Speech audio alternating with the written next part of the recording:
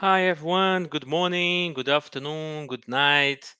Thank you for your presence here. It's a second event that we are doing to talk today about project management best practice. We talk today with João Dias, um, and it's a big pleasure, João, to be here with us. Thank you for your time.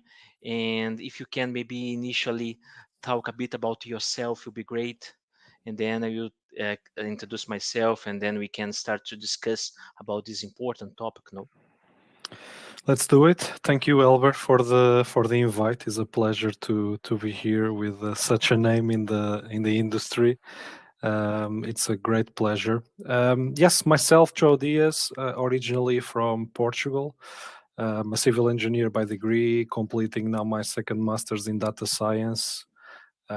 We will not talk about AI in construction today, I believe, but it's a trendy topic. I have mainly expertise within the project controls industry, cost estimation a little bit in the beginning of my career, then jumped into planning and scheduling with risk and change. So all the components that somehow stream into project management. And it's a topic that I love, and therefore, when Albert invited me, definitely I didn't thought twice, and it's a pleasure. I'm keen to have this talk today. Definitely.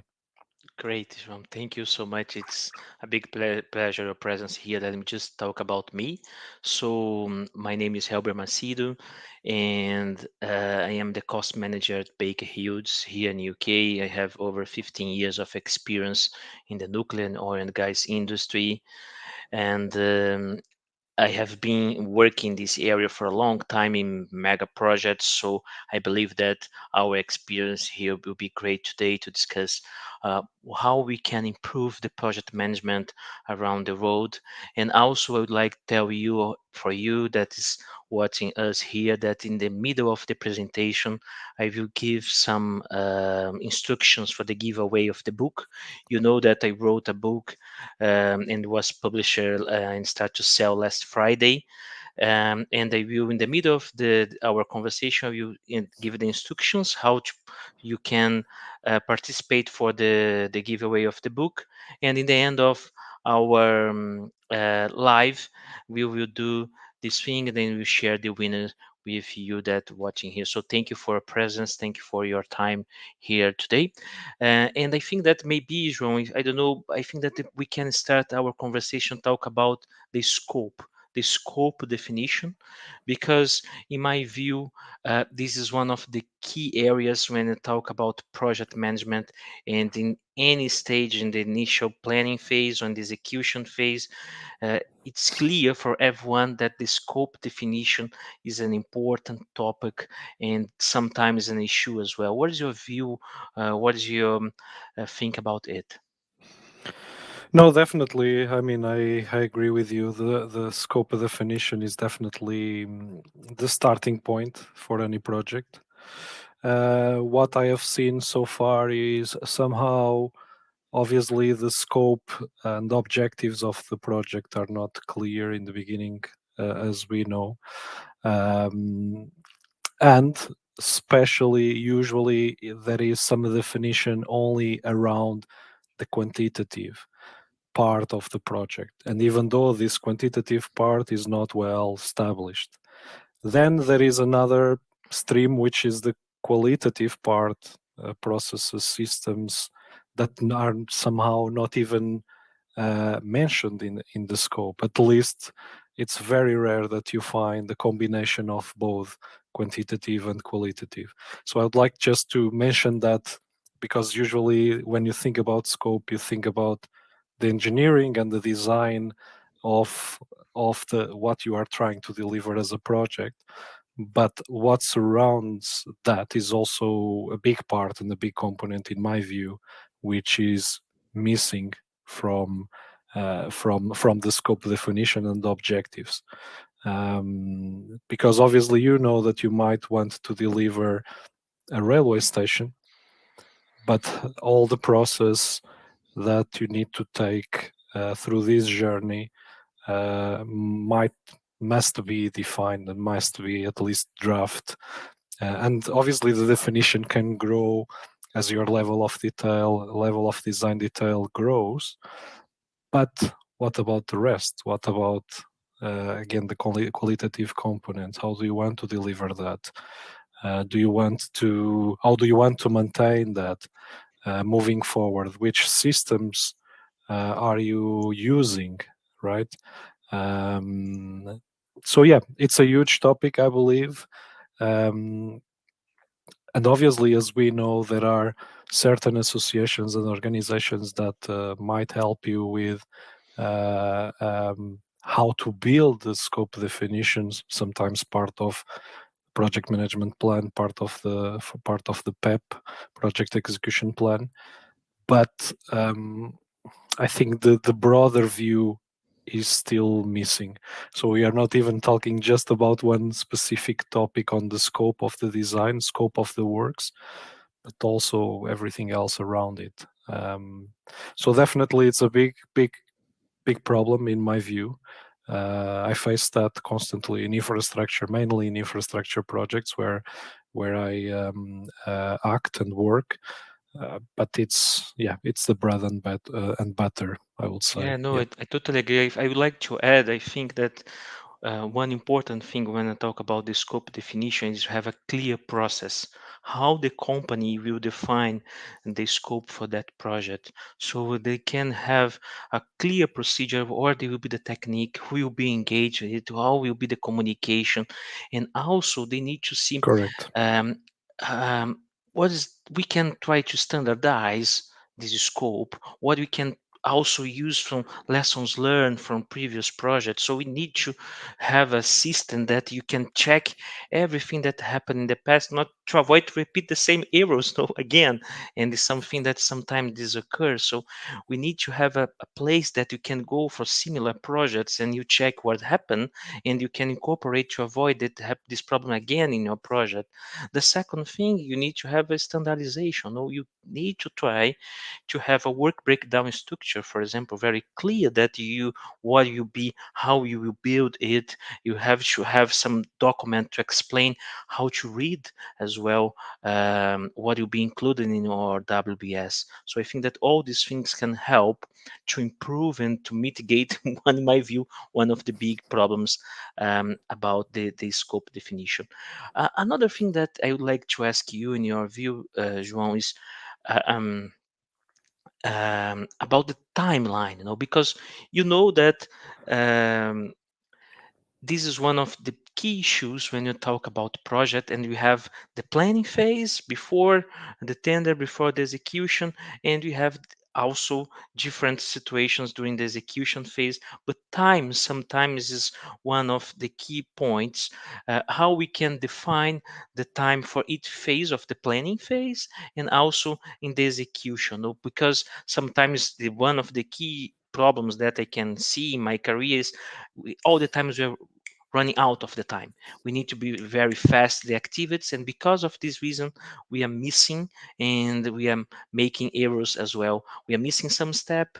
We are jumping one step in the process, and we are making errors. Uh, yeah, Helber, I think that's the story of our life, right?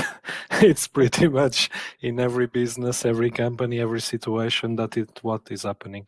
But I think what you mentioned before regarding lessons learned, I don't think we are, as a industry, construction engineering, we are again keeping benchmark databases, for example, that could potentially help to mitigate some of that bad guesses and bad estimations at the early stages.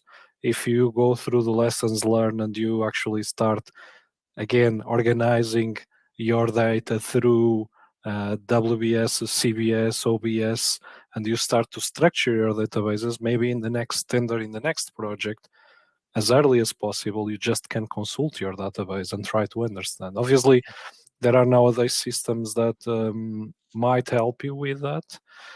But again, keeping the things randomly in Excel, randomly in Primavera P6, will not help. There is, I think, organizations, we as well as professionals, we need to take the next step. If we're not ready, again, there are consultants, there are experts that might help on setting up proper benchmarking. How can how can we start collecting that data that will help us in the future?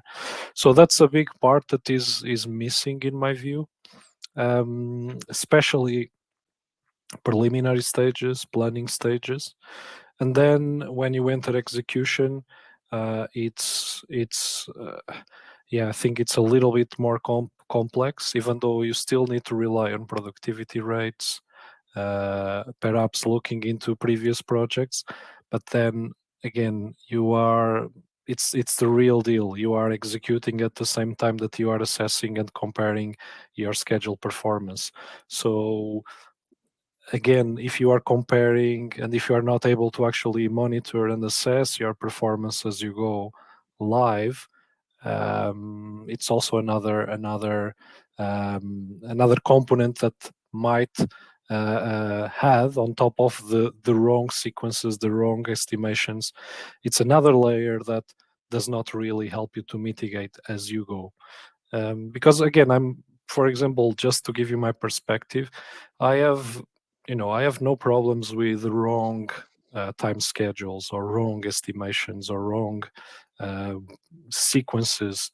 Obviously, it is a problem, right? But once the problem is there, what can you do to fix it, right? It's either you rebaseline, you reschedule, the same when you are talking about costs, but then is also, are you able to keep measuring that schedule, that baseline? Are you able to assess it properly, your performance, and take actions as you go?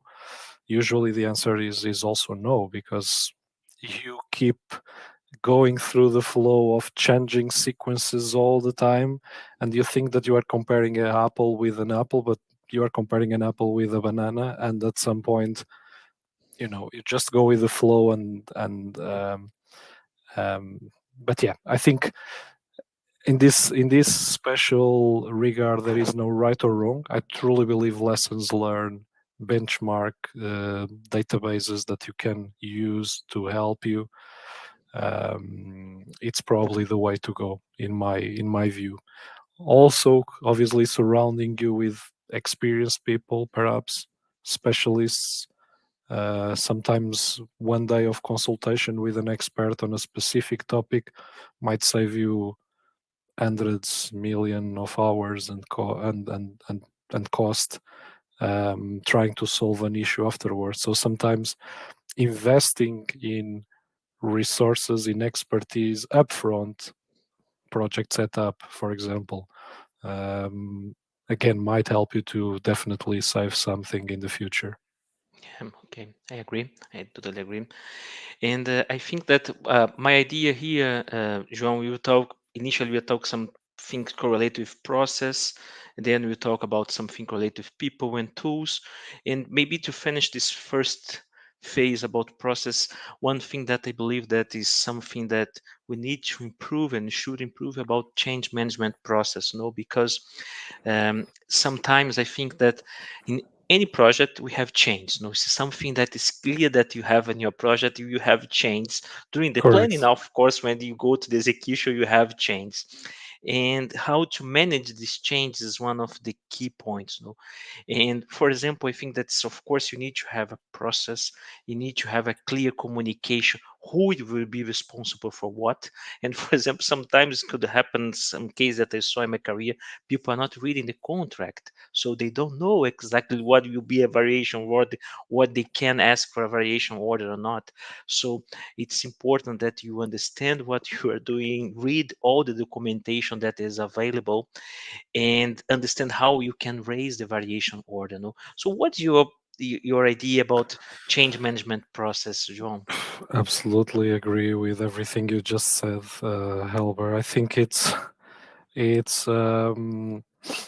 yeah, I think it's something that it's a must to have. It's not optional at all, and I'm tired of jumping into projects, new projects, and there is no change management.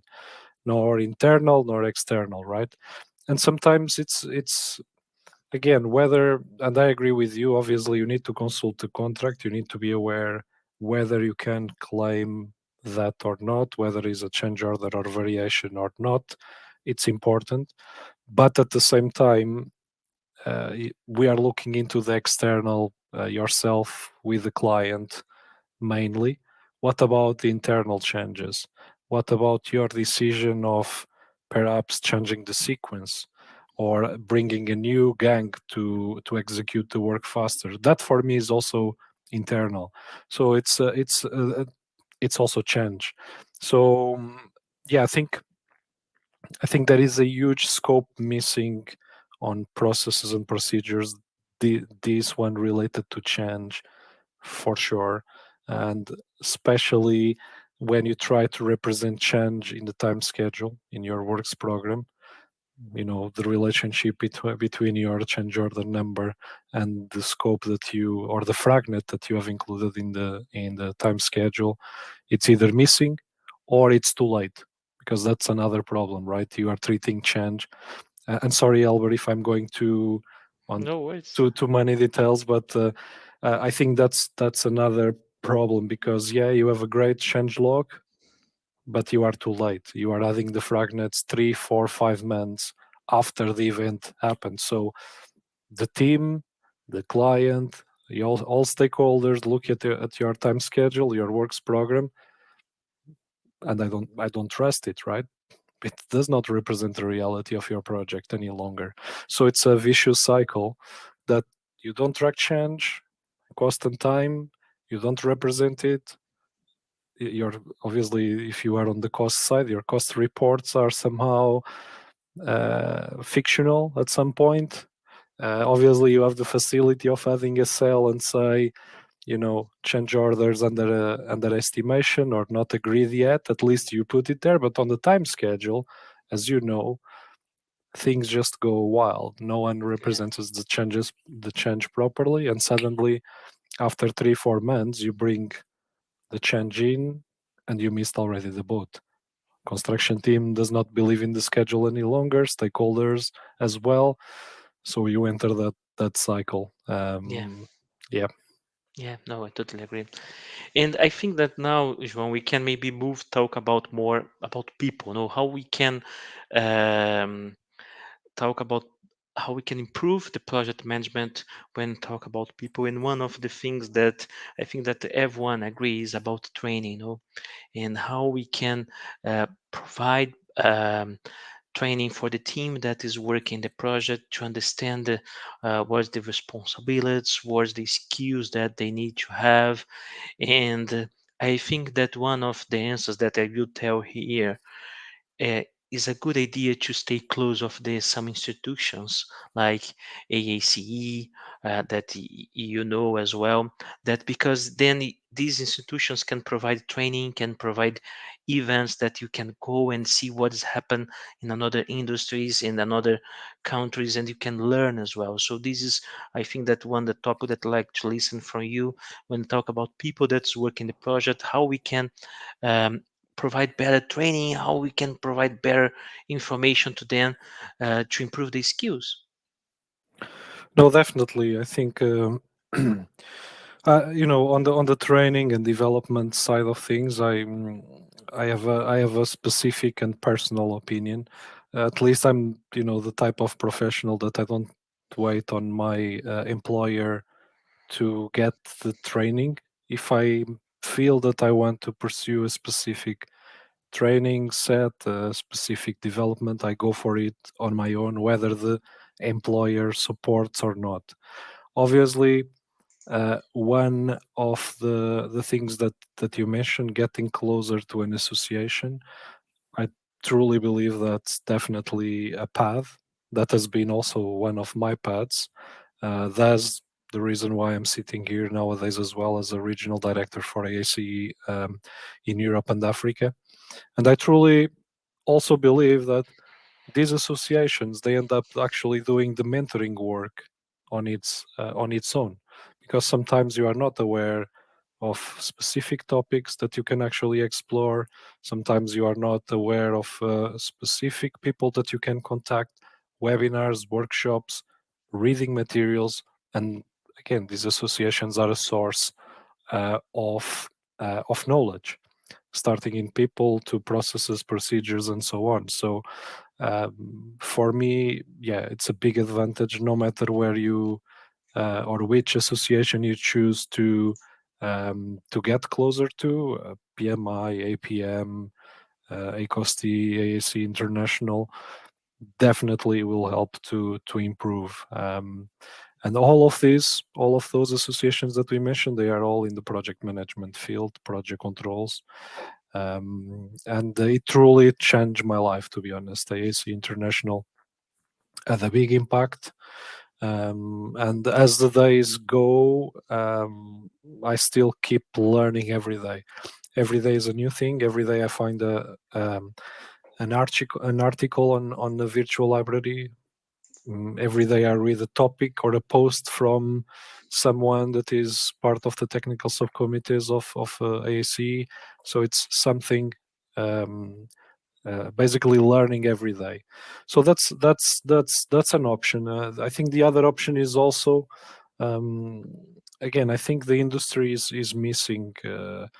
Especially once again, engineering and construction, no matter which company you are, I feel that when you compare that against, for example, automotive industries, where you invest in R&D, you keep investing in R&D. Where is the construction investing on R&D? And by R&D, I mean also knowledge, research, that culture of let's get better every day. Let's find ways of doing it better. I don't see, to be honest, I don't see it, Helber. 15 years in the industry, some of the largest companies, and I don't see it. I don't see it happen. So yeah, maybe it's also up to us, individuals, experts in the area, start raising that in the business. Example, I'm sure that there are corporate members for AAC that somehow will listen to this, but it's important that the professionals, the experts, bring this into the table, because Yes, not everyone is born with the knowledge. Not everyone has time to Google or to search. So I think we have the obligation to share. So if yeah, every single one of us every week, every month shares a recommended practice or a best practice, I think that yes. will help us to raise the level. Yes, I totally agree, João. I think that everyone should be one. Of course, the company they have the responsibility, but each employee can help and raise this thing and try to bring the new ideas, try to bring the new solutions, and suggestions, and say, look what I found in this institution, in this association. Look the material, look the training that they have here. Maybe can we go? Can we try to get more information? And I would like to get 1 minute, João, before we go ahead because the discussion is so good.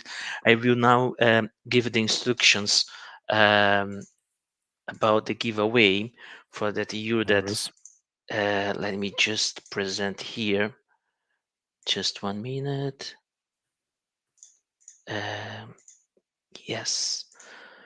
Um, so I hope that you can see here the instructions. So what I need that you that here watching us, if you can type hashtag giveaway in the comments, hashtag giveaway here in the comments, you will be allowed to attend the giveaway that we do about the book. So if you can type in the comments hashtag giveaway in the end of this conversation here, um, um, I will do the drawing for this book. So let me stop sharing here. I can see one comment. Great. Um, and we can continues here, Jerome. I think that Perfect. my next point that I will talk, I think that talk again about more people is about communication. In my view, communication is one very clear point that we need to improve to ensure that everyone is understanding the masses, and how we can improve it. I think that one thing, if you not understand, go and ask, and not only send an email, but call the person and try to clarify what's happened. Also, is very good idea if you have a communication plan, what you define the responsibilities, who will do what and when. No, so you should have also have a matrix, and you say, look, this guy will be responsible for that. So very clear what will be the responsibilities and roles that each professional or each area in that project will be doing. Um, so I think that all these things can help the communication. But do you agree that communication is one of the key areas when talk about project management? Yeah, definitely. I mean, it's another one. And talking about communication while you were talking, I went to Instagram sharing the YouTube link to get a few more for more views on your YouTube channel. But yeah, I think it's super important, and I mean, especially in multicultural environments, right, where we all work today nowadays. I think having that communication management plan, the stakeholders management plan prepared and ready up front, it's super important, especially to avoid misunderstandings, to avoid miscommunication, misinformation. I think we all need to raise that part.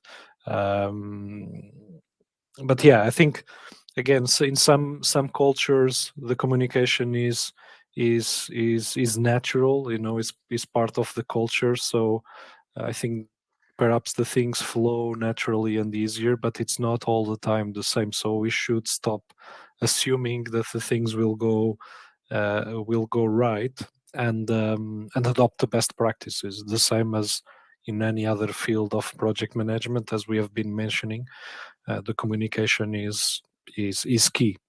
To be honest, in one of last couple of weeks, I got for the first time in my life into a workshop, a live workshop on storytelling, and it was really, really impressive, to be honest, because you think that professionally and the situations that you are exposed to, countries that you work on, companies that you perhaps pass through as well, brings you enough experience on how to communicate. I don't think so, and that made me realize actually it does not work like that. You also need to be trained. You need to get trained to improve the way that you communicate, to improve the message that you want to pass, no matter if it's a KPI related to cost or time. The way that you bring that into the table is key and will make the impact or not. So, to be honest, I truly recommend that anyone that is listening to us, storytelling training is great, and that can make the difference. To be honest, on top of the processes that you need, communication management plan. I agree. I agree. I think that now, Joe, maybe we can move for talk about another important thing about the tools. No, how important are the tools? And I don't know, my perception that in Excel is a very good tool. Okay, I think that all the companies are using Excel, but maybe so much, maybe using Excel a lot. And also, we have a lot of another thing that I saw. Sometimes we're using many systems, but they don't have an integration. They are not allowed to to have a um, you need to download information to that system to Excel, then upload again in another system. And also I don't know, one of the things that I saw as well, that for example in the costing we are going this level, in the schedule we are going a different level, and we don't have integration between the cost and the schedule. So what is your view and about these things, about the tools? No? Yeah, that's a big discussion and a big topic, to be honest. I think depends where you are, right? Depends where your business is, where your company is, right? If you have nothing and if you have Excel, I think I believe thinking about integration is too ambitious, right? I think the first step that you or we should think of is how can we start moving out of Excel first, use the best tools that are there out of shelf. And as we know, there are best tools for best systems for cost estimation, some others for cost control, some others for scheduling, risk, change, and so on. So I will definitely select the best in class of each segment and make the departments deploying that as best as they can for 2, 3, 4, 5 years. Because if you are on Excel, I don't think there is a tool that will fix all the problems, and therefore trying to integrate while you deploy and while you test, I don't think it works. And I have been in some situations, similar situations to this, where people perhaps everyone has the right to be ambitious, but the reality is you need to go through the journey. You cannot jump um, 10 steps at the time if you are in the early beginning. Um, and the early beginning is pretty much where the industry is, to be honest. I've been moving, as you know, from company to company, and it's very similar. Huge Excel base. The companies that have actually taken the step ahead, they are going through this journey that I mentioned to you, selecting the best in class, trying to deploy that, see what's the outcome, get the best of them, and then think afterwards about integration. Obviously, nothing stops to align, as you mentioned, WBS with CBS, do the same in the systems, align at that level of detail, CBS, WBS, OBS. I think it's fine, it can be done. Unfortunately, you still need to do download and upload, which takes time. But again, it's better than nothing to start with. On a long term, and I think, I mean, the tech industry is booming. We might find some solutions that fit all the disciplines in the future. There are a couple, but I don't think they are affordable to all the pockets, and I also don't think that you are able to really again jump from Excel to the best of the best, all integrated. We are far from that. But yeah, step by step, quick wins, easy wins. I think is definitely my preferred route, to be honest. Yeah. I totally agree with you. I think the continuous improvement. This is one of the key points, no? Because sometimes we are trying to move from here to here, and maybe if you can define small steps, Exactly. it will be the approach, the best approach, no? And I think that João, that one more thing that it could be a good discussion, and my view is more correlated for the cost here, but maybe we can extrapolate for another things how we can improve our analysis, our time to do the analysis. Because what I am seeing here and hear more about cost, we have spent a lot of time to prepare the costs in the cost phase, in the planning phase, when they find the cost estimation. And I believe in the same way in the cost control, we are getting the numbers for the actuals to prepare the report, and we are spending not so much time doing the analysis. So trying to check if everything is okay, how we can improve our process, or how we can improve that number, how we can identify what's the reasons for that uh, over on, so the cost overrun, how we can identify this thing better, so how we can improve our analysis to do the time analysis of the numbers that we have. I will start telling what I believe. Okay, one of the reasons, and I believe that the tools can help, we can start to look what is available in the market to try to help us to use the tools to save some time and try to do more analysis. This is one of the things. The second thing is about the data. Now you mentioned that you are studying about this thing. We need to try to improve our data. We need to try to see how we collect our data, how we normalize our data, and how we present our data. It make a lot of difference. We have, for example, just to give one example, this Power BI that a lot of business starting to use, and how make a lot of difference if you have a dashboard, better than a slide to show the information, to navigate to the information. So this is something that can help to improve um, our analysis. No? Yeah, no, I agree with you. I think in the first instance, it helps to improve the communication because it brings visibility to your data. I think my only problem at the moment is everything else that we spoke in the beginning, right? It's Hmm. about setting and preparing the right baselines, which we usually don't.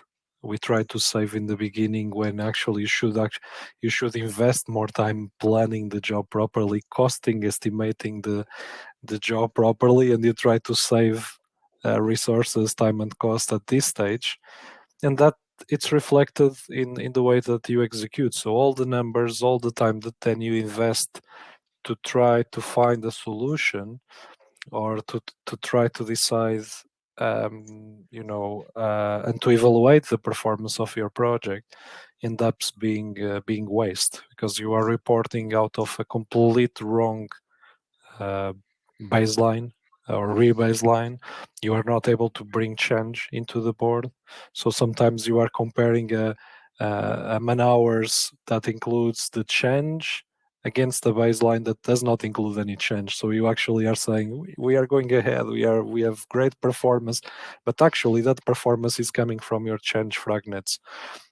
You know these are the basics that we are missing in order to start spending time on analysis. And again, with better processes, better systems, better approach, uh, breaking that mindset of we cannot invest in the beginning, and really do a proper project setup, I think that can help a lot.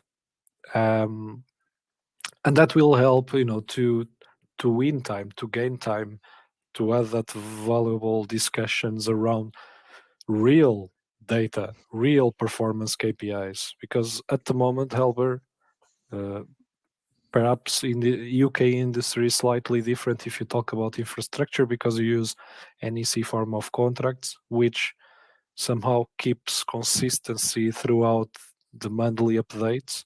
If you are outside of NEC, most likely it's a full mess, freestyling, and what you are what you are reporting. Again, that's just the reality of multiple projects that I've been working for.